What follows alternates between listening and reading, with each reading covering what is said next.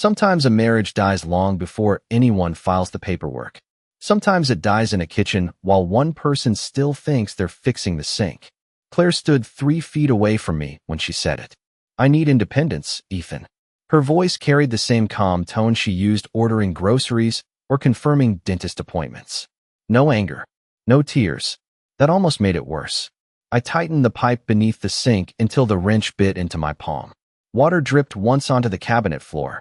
I wiped it with the sleeve of my sweatshirt and looked up at her legs beside the counter, bare feet on hardwood, phone glowing in her hand. 20 years together, and somehow she already sounded like someone rehearsing life after me. Independence from what? I asked.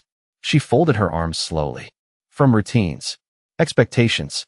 Marriage feeling like a checklist. I stared at her for a second too long. Then I nodded like the sentence missed me entirely. Men my age learn that trick early. You hold steady first. Bleed later. Claire stepped around me and poured sparkling water into a glass without looking my way. Her reflection moved across the dark kitchen window beside the sink. Sharp cheekbones. Blonde hair pinned loose. Expensive yoga set. The version of her that existed lately looked polished enough for strangers and emotionally unavailable for everyone else. Especially me. I just need space to figure myself out, she added. Figure herself out. 3 words I'd heard twice already that month. Once after a girl's trip to Scottsdale. Again after dinner with her divorced friends downtown. Women who talked about marriage like it was a corporate merger that expired after 10 years. Women who called reinvention empowerment and called loyalty emotional dependency. I slid the toolbox shut and stood up slowly. My knees cracked louder than either of us spoke after that. Claire glanced at her phone again. Face angled slightly away from me. Tiny movement. Tiny habit. But marriage turns small movements into forensic evidence. You start collecting patterns the way auditors collect transactions. Hidden tabs. Deleted texts. Separate Venmo transfers. Receipts buried inside innocent conversations. 6 months earlier, Claire merged every account we owned into a budgeting app she insisted would simplify things. 3 weeks ago, she removed my access to the shared investment tracker and claimed the app glitched after an update. Last Thursday, a new Chase statement arrived digitally instead of paper mail. Same bank. Different account number. I noticed because numbers stick in my head longer than conversations do. I manage freight logistics for a regional distribution company outside Naperville. Spreadsheets, inventory timing, route audits. My brain catches irregularities before my emotions catch betrayal. Claire still thought I missed the pattern. Maybe she wanted me to. Maybe she needed me slow enough to stay predictable. She leaned against the counter and finally looked at me directly. You're quiet. I'm thinking. About what? I grabbed the wrench and slid it back into the case. About how long you've been planning this conversation. Her jaw tightened for half a second. There it was. The first honest reaction all night. Then her phone buzzed again. She flipped it over instantly. Too fast. Reflex speed. I recognized defensive behavior when I saw it. In logistics, rush corrections always expose the real problem. Same rule applies to marriage. Claire forced a smile after that. You're overthinking. Maybe.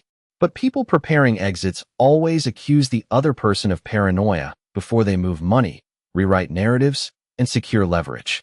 I carried the toolbox toward the garage entry and stopped when I saw a white envelope sitting on the hallway table beside her car keys.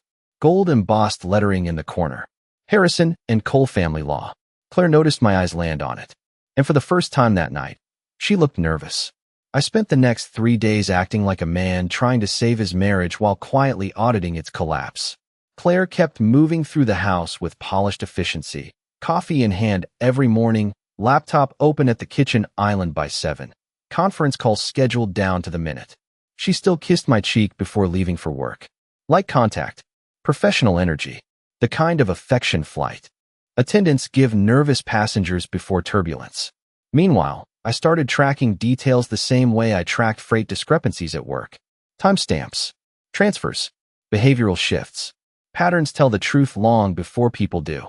Tuesday night, Claire claimed she had a branding dinner downtown with a client from Milwaukee. Her debit card posted a $78 charge at a wine bar 15 minutes from our neighborhood instead. Wednesday morning, I checked the shared savings account while reviewing quarterly expenses. $12,000 had moved into a separate money market account under her name only. The transfer memo read, future planning. That phrase sat in my chest like a nail. Future planning. Singular future. Her future. Thursday. I called our accountant under the excuse of preparing for tax season. I asked for copies of every investment document tied to both our names over the last 5 years. Barry hesitated for half a second before speaking carefully. Claire already requested those last month. That sentence changed the temperature inside my body. I leaned back in my office chair and stared at the warehouse floor through the glass wall outside my office. Forklift schedules, shipment routes, men solving real problems. Meanwhile, my wife had apparently spent weeks preparing financial exits while standing beside me at dinner asking whether we needed more almond milk. That night, I watched Claire from across the kitchen while she scrolled through her phone. Her thumb moved fast, smile appearing every few seconds. Private smile. Contained smile. A smile with destination behind it. You seem happier lately, I said. She glanced up carefully. Maybe I finally started prioritizing myself. Prioritizing. Another new word. Claire used language the way corporations announce layoffs. Soft vocabulary covering sharp intentions. I opened the refrigerator and grabbed a bottle of water just to keep my hands busy. Does prioritizing yourself include hiring Harrison and Cole? Her eyes locked on mine immediately. There it was again. That split-second panic before emotional recalibration. You went through my things. The envelope sat on the table.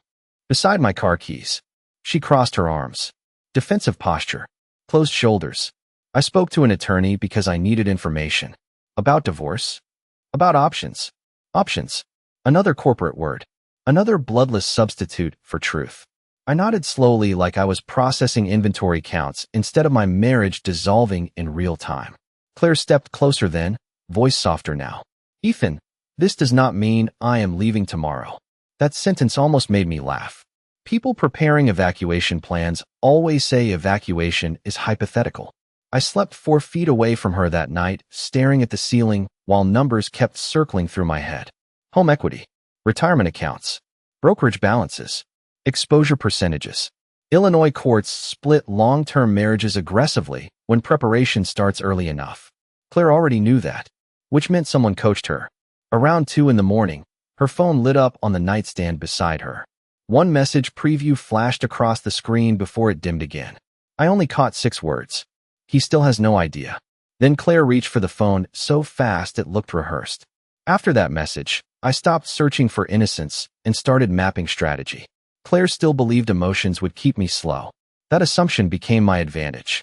Friday evening, she hosted wine night with her friends while I worked in my office upstairs pretending to review freight contracts. Through the floorboards, I caught fragments of conversation drifting upward between bursts of laughter. You gave him too much stability. Men like Ethan get comfortable. You sacrificed your best years playing support staff. Claire laughed after that one. Short laugh. Sharp laugh. The kind that lands when somebody says exactly what you already believe. I muted my laptop screen and listened harder. Vanessa, the recently divorced realtor from Oak Brook, kept steering the conversation like a defense attorney coaching testimony.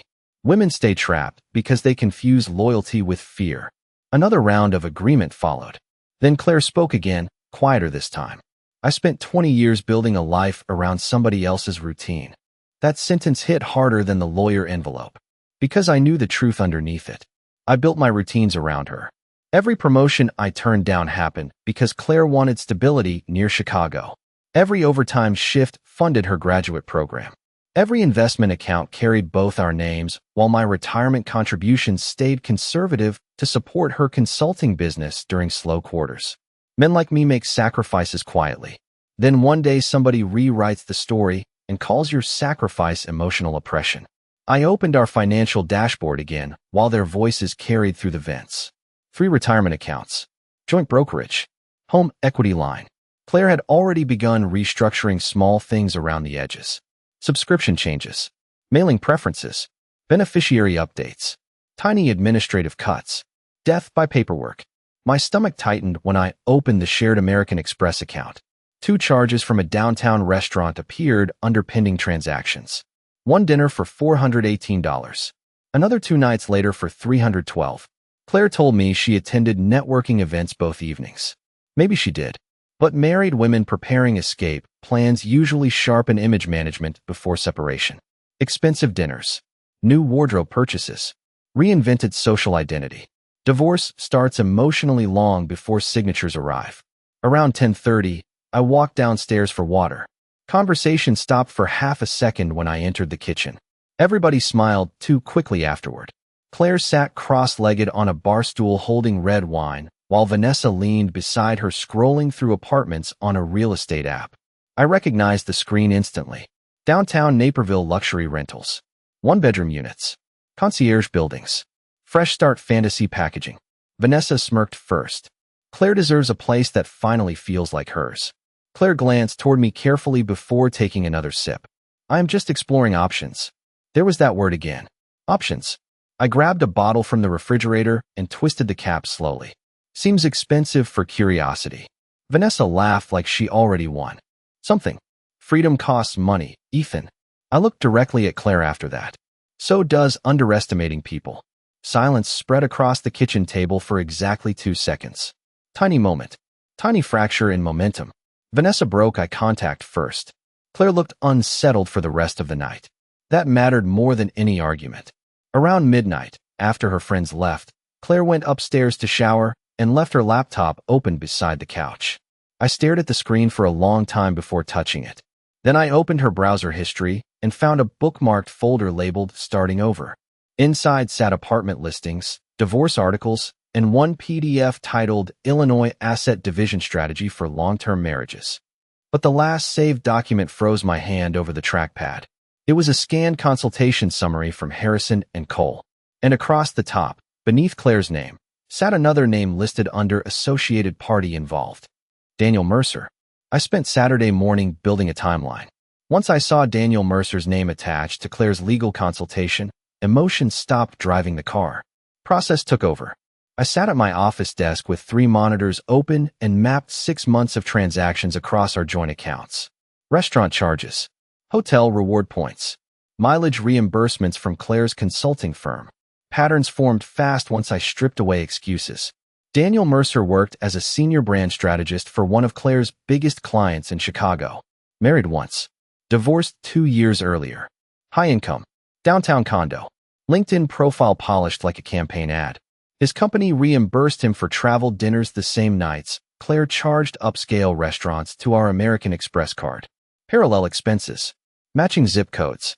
Same evenings. Same districts. Adults tell lies emotionally. Their finances tell the truth mathematically. By noon, I printed 37 pages of records and highlighted overlapping timelines with a red marker. Claire walked into my office halfway through carrying coffee like she still played the role of supportive wife. "You are working all weekend again?" she asked. I leaned back slowly. "Quarterly audit." She smiled faintly. "You always loved control." Interesting sentence. People preparing betrayal often recast discipline as emotional failure. Makes guilt easier to carry. Claire stepped closer and set the mug beside my keyboard. Her perfume lingered for a second after she turned away. Familiar scent. Familiar woman. Strange distance. I watched her leave the office and realized something brutal. She already viewed me historically, like a chapter she respected enough to exit carefully. Around 6 that evening, Claire asked me to attend a rooftop networking dinner downtown. Important clients, she explained while adjusting earrings in the hallway mirror. You should come socialize more. Translation arrived instantly. She wanted optics.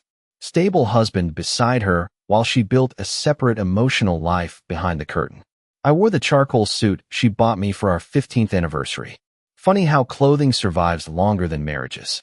The rooftop crowd looked exactly how successful suburban professionals always look after 2 glasses of wine. Expensive watches. Tight smiles. Conversations built around real estate, market shifts, private schools, and reinvention. Reinvention. Another favorite word lately. Claire introduced me table by table with polished efficiency. "This is Ethan." Every introduction stopped there for half a second too long. No warmth. No pride. Just identification. Like she was presenting an old business partner whose contract expired quietly. Then Daniel Mercer walked over holding bourbon in one hand. Tall. Confident. Tailored navy jacket. Relaxed smile practiced by men who spend their lives selling versions of themselves. Claire's posture changed instantly when she saw him. Tiny shift. Tiny betrayal. Her shoulders straightened. Her voice brightened half a note. Daniel, finally, she said. Finally. That word carried anticipation inside it. He shook my hand firmly. Claire talks about you all the time. I looked directly at him. Interesting. Lately, she mostly talks about independence. His smile flickered for 1 second. Claire laughed too fast afterward and touched my arm lightly. Performance management. Damage control. Daniel recovered. Quickly. Men like him always do. During dinner, conversation drifted toward marriage, work-life balance, and personal growth. Vanessa sat 3 seats down sipping champagne while feeding Claire perfect setups like a producer shaping a reality show. Then Claire said the sentence that split something open inside me. Some people confuse stability with fulfillment. The table grew quiet after that. She smiled into her wine glass while Daniel studied her like he already knew the script. I stared at the city lights reflecting across the tableware and realized my wife had spent months turning me into a cautionary tale for strangers.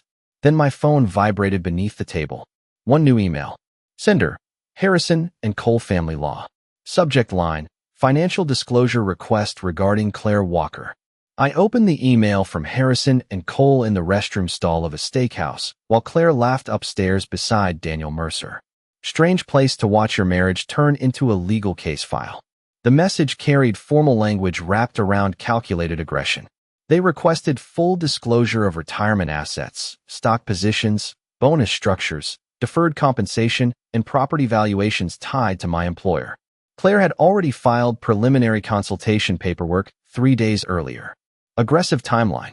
Fast preparation. Somebody pushed her to move before I understood the board. But the line that held my attention sat halfway down the page. Potential concern regarding concealment of marital funds through employment-related distribution channels. I read it twice, then a third time slower. Concealment. Claire actually believed I was hiding money. I almost laughed inside that restroom. 20 years together, and she still misunderstood the kind of man I was. I built every account in plain sight. Every tax return organized. Every investment documented. Men planning secret lives hide money. Men building families create systems.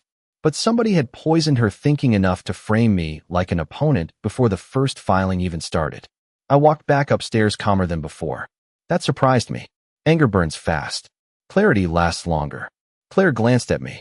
When I returned to the table, "Everything okay?" she asked softly. I sat down beside her and folded the phone face down near my plate. Perfect. Her eyes narrowed slightly after that. She heard something different in my voice. Good. Daniel kept talking about market expansion and branding metrics while I watched Claire interact with him across the table. Familiarity leaked through their timing. Shared jokes arriving too fast. Private references disguised as professional stories. The emotional overlap already existed. Physical affairs start somewhere deeper than bedrooms. They start in repeated attention, repeated validation, repeated emotional outsourcing. Claire spent months feeding another man the intimacy she used to bring home. Around 10:30, the rooftop dinner finally broke apart. Claire rode home beside me with unusual quietness. Her phone stayed dark in her lap for once. She sensed movement under the surface now. Predators grow cautious when prey stops reacting predictably. Halfway home she asked, "Are you angry?" I kept my eyes on the road. About what specifically? Everything lately. I nodded slowly. I think I finally understand everything lately. That answer silenced her for the rest of the drive. Sunday morning I made coffee before sunrise and called an attorney from Oak Brook named Rebecca Holloway. Derek from accounting gave me her number 2 years earlier during his divorce. Sharpest asset strategist in DuPage County, he told me back then. He was right. Rebecca listened for 40 minutes without interrupting once while I laid out timelines, account shifts, consultation records, and Daniel Mercer's involvement. Then she asked the first smart question anybody had asked since this started. Has your wife underestimated your awareness level the entire marriage? I stared at the legal pad on my desk covered in dates and transaction notes. Yes. Good, Rebecca replied immediately. Underestimation creates leverage. We spent the next hour restructuring exposure points. Separate credit protection. Beneficiary reviews. Property documentation. Employment contract shielding. Rebecca moved through strategy like a surgeon handling arteries. Precise. Calm.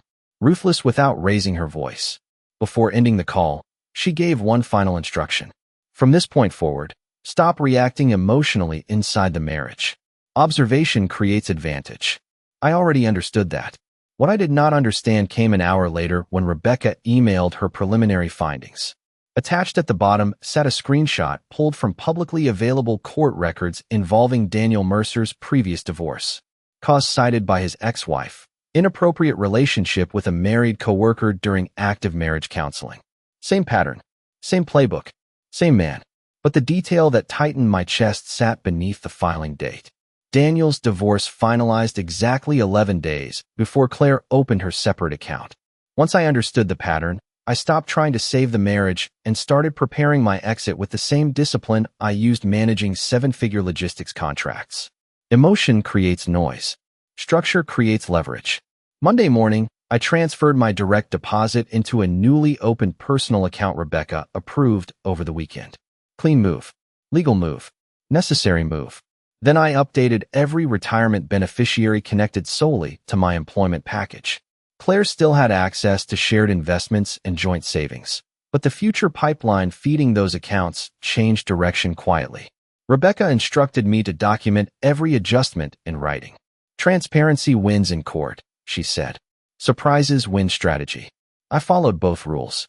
Claire noticed the distance immediately. Women sense emotional withdrawal faster than financial restructuring. She kept watching me during breakfast like she expected confrontation. Raised voice. Accusation. Male panic. Instead, I discussed grocery lists, work schedules, and utility payments with calm precision. The lack of emotional reaction unsettled her more than anger would have. Tuesday evening, she stood in the kitchen doorway while I reviewed spreadsheets on my laptop. You have been acting strange. I kept typing. Maybe I finally started prioritizing myself. Her face tightened instantly after hearing her own language thrown back at her. Funny thing about modern relationship slogans. They sound empowering until both people start using them. Claire stepped closer. Are you trying to punish me? No, I answered honestly. I am adjusting.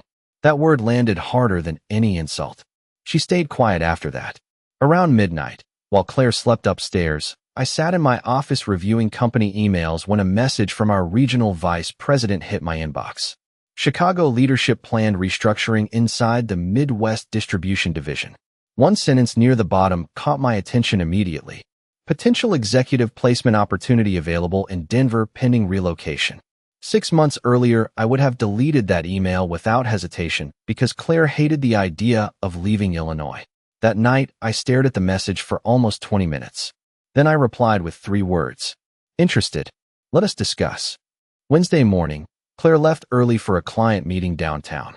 The second her car disappeared from the driveway, I walked upstairs and opened the fireproof document safe inside our closet.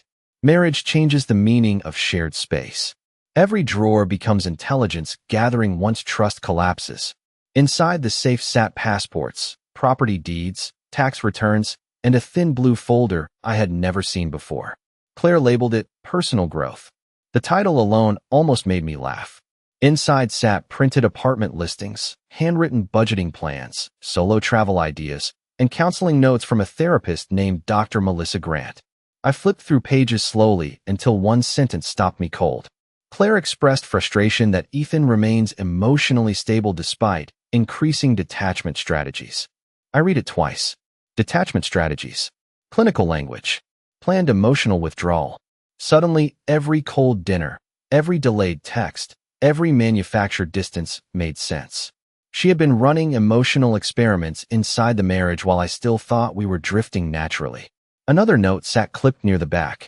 Client fears husband may regain confidence if separation delays too long. That sentence changed everything. Claire wanted control over timing because timing controlled power. If I stayed emotionally dependent, she controlled the narrative. If I rebuilt myself first, the balance shifted. I returned every document exactly where I found it and closed the safe carefully. Then I called Rebecca from my office downstairs. She planned this psychologically, I said quietly. Rebecca stayed silent for a second before answering. Good. Judges hate manipulation patterns once documented. I leaned back in the chair and stared at the framed family photo sitting beside my monitor. 15 years ago, Claire wrapped both arms around me in that picture like I was the safest place on earth. Now she treated me like a project she needed to outgrow. Around 5:30 that evening, Claire walked through the front door, carrying takeout from my favorite Italian place. First peace offering in weeks. First sign of uncertainty. She set the food on the counter and smiled carefully. I thought maybe we could spend time together tonight. I studied her for a long moment before answering. Why now? Claire opened her mouth immediately, then stopped halfway through the sentence. Because for the first time since this started, she realized something dangerous. I was already leaving emotionally, and she had no idea how far ahead I actually was. Claire spent the next 2 weeks trying to regain emotional control without admitting she lost it. The shift showed up in small places first. She started texting me during work again, asked whether I wanted coffee on her way home, sat closer during dinner. Women pull away gradually, then panic when the emotional gravity changes direction. The difference this time felt simple. I stopped chasing balance. I stopped monitoring her moods like weather patterns. Rebecca called it withdrawing emotional labor. I called it survival. Meanwhile, my life kept moving forward quietly beneath Claire's radar. Denver leadership scheduled a second interview with me through corporate headquarters. Better salary, executive track, relocation package, stock options tied to regional performance growth. I reviewed the proposal alone in my office while Claire sat downstairs laughing on FaceTime with Vanessa about rooftop brunch. Reservations.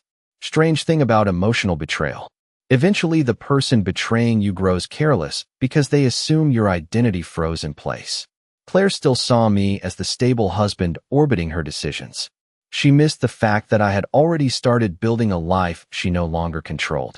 Thursday evening, she walked into my office wearing the soft gray sweater I bought her for our trip to Aspen years earlier.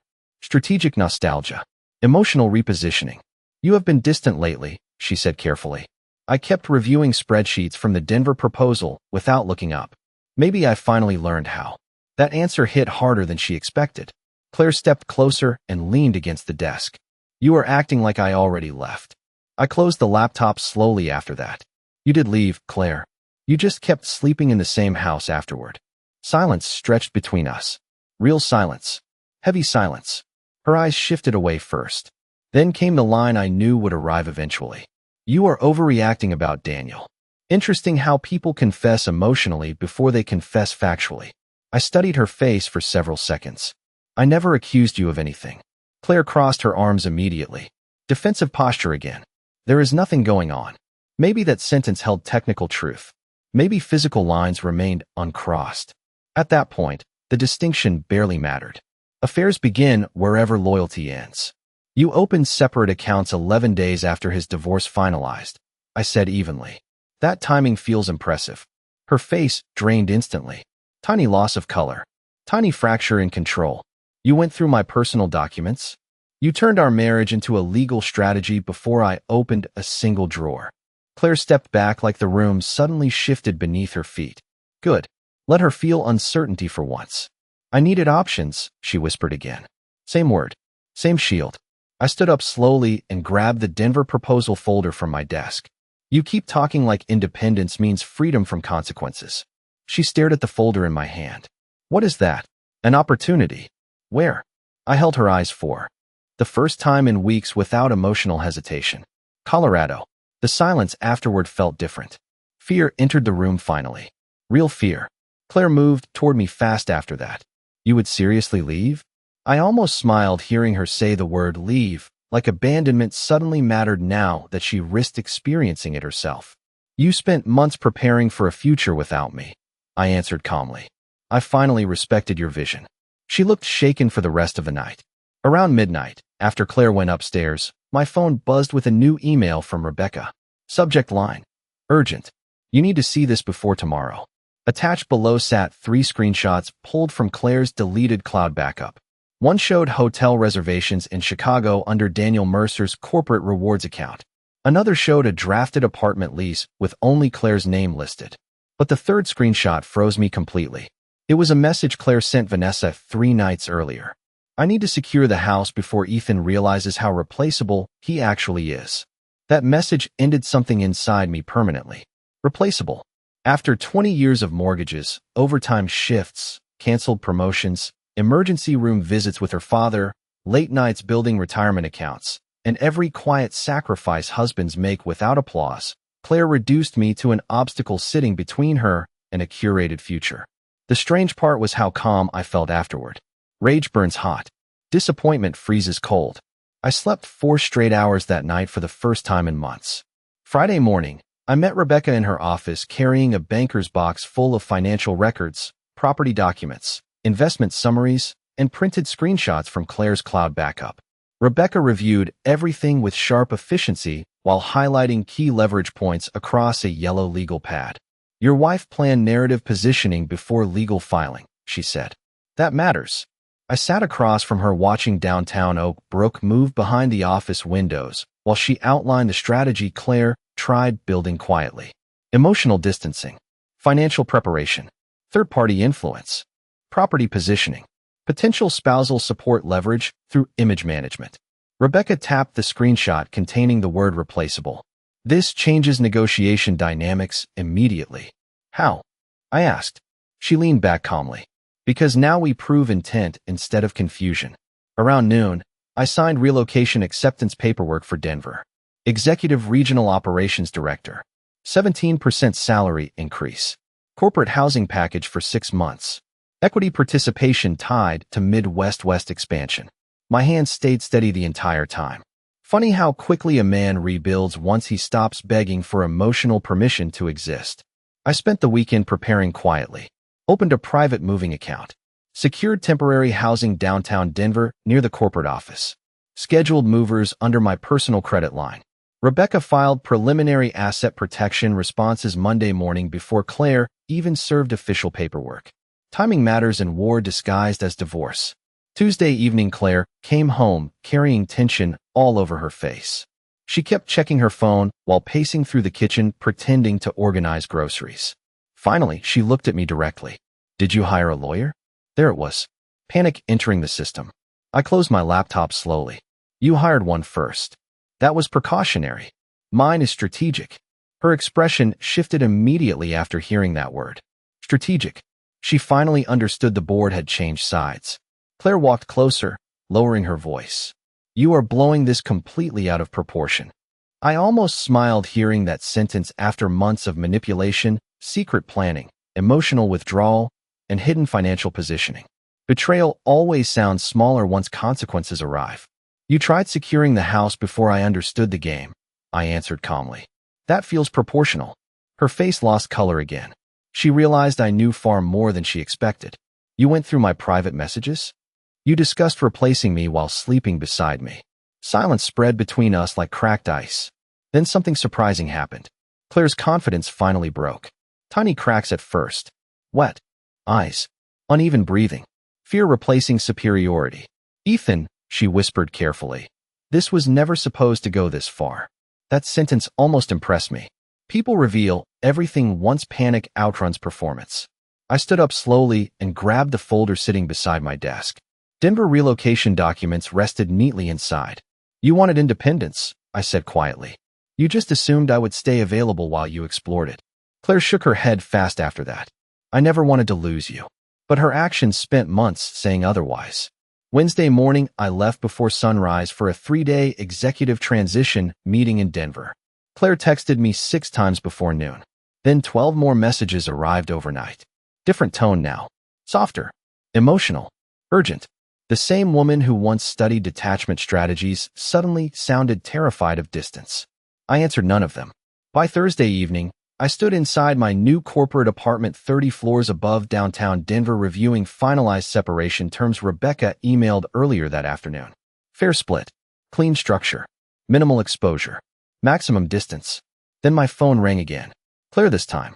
I almost ignored it until voicemail transcription flashed across the screen before the ringing stopped. Daniel moved in with somebody else. Claire called 17 times over the next 4 days.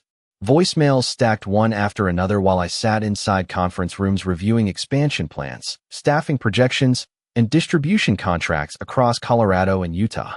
Funny how life keeps moving while somebody else's world collapses.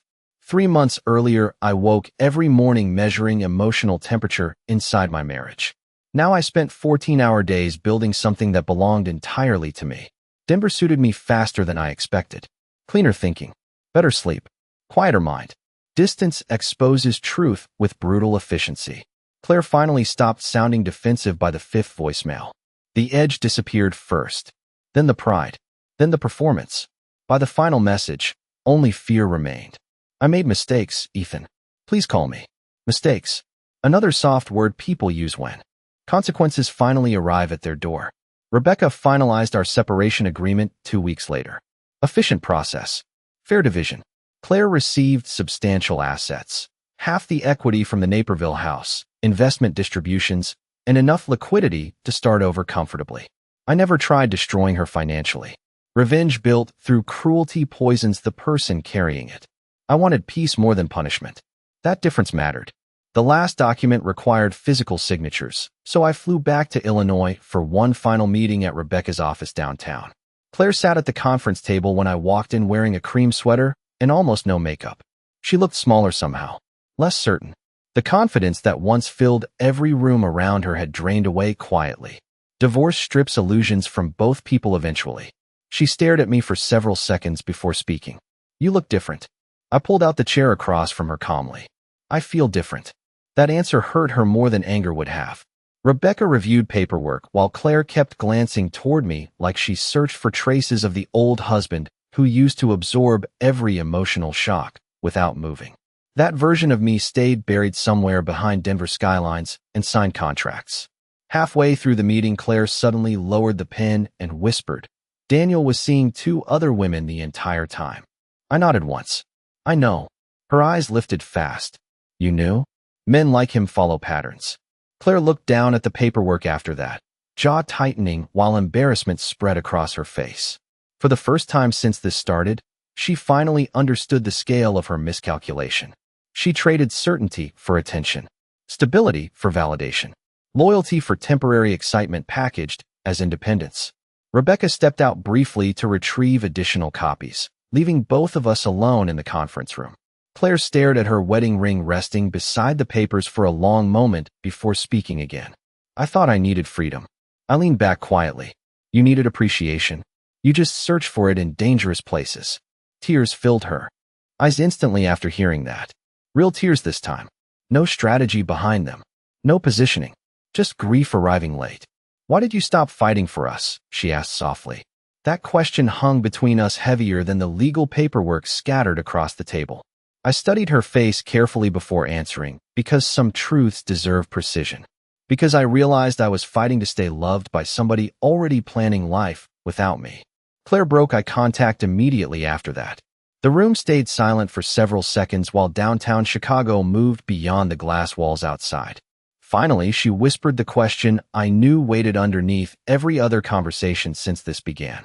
Did you ever stop loving me? I looked at the signed documents in front of us.